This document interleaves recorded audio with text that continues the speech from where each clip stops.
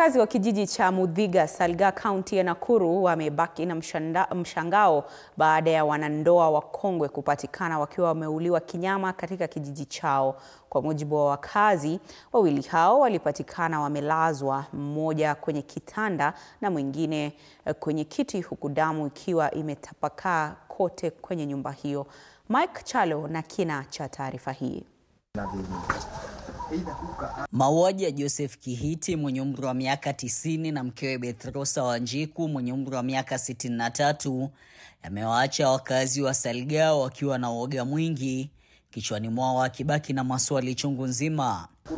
Baada ya wawili hao kukosa kufika katika ibada ya Jumapili hapo jana, ikiwa lazimu majirani kuwasaka, kwani haikuwa kawaida kutokana na kuwa mzee Joseph Kihiti ni mchungaji katika kanisa analoshiriki. Yule ambaye kijana huwa anampeleka kanisani, alipomkosa aliweza kufahamisha majirani ya kwamba hamuoni na kanisa hakuenda. Tunaona ni kama mama alianzia kuuawa pale nje sababu amewekwa katika kiti cha mezani, naye mzee amepigwa na yeye amelazwa katika kitanda. So it is very sad for my father and the entire family for what has befallen us. Jana jioni, majirani wakiupata mlango wa mbele ukiwa umefungwa katika nyumba ambayo wawili hao wamekuwa wakiishi peke yao. Upande wa nyuma wa nyumba hiyo ambapo mlango ulikuwa wazi, wakikutana na bahari ya damu.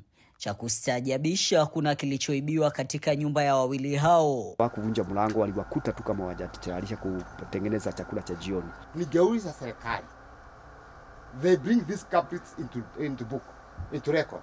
Wazee kama hawa wakana hiyo miaka, mkiwaachwa wawili, ni nyumba watajengewa ya kukaa ama ni watakuwa wakiuawa hivi? Kwa mujibu wa afisa wa ujasusi wa kaunti ndogo ya Rongai, mili ya wawili hao iliashiria kuuliwa kwa kifaa butu, kisa kinachooana na cha mwezi jana ambapo wanandoa wengine waliuliwa kwa njia sawa katika eneo la Elbagon kabla ya mili yao kutupwa ndani ya kisima. Walikuwa na damu nyingi kwa mwili na kichwa kilikuwa kimepondwa na kifaa butu. Mama alikuwa amelazwa kwa kiti na mzee alikuwa amelazwa kwa kitanda chake. Mike Chalo, TV 47.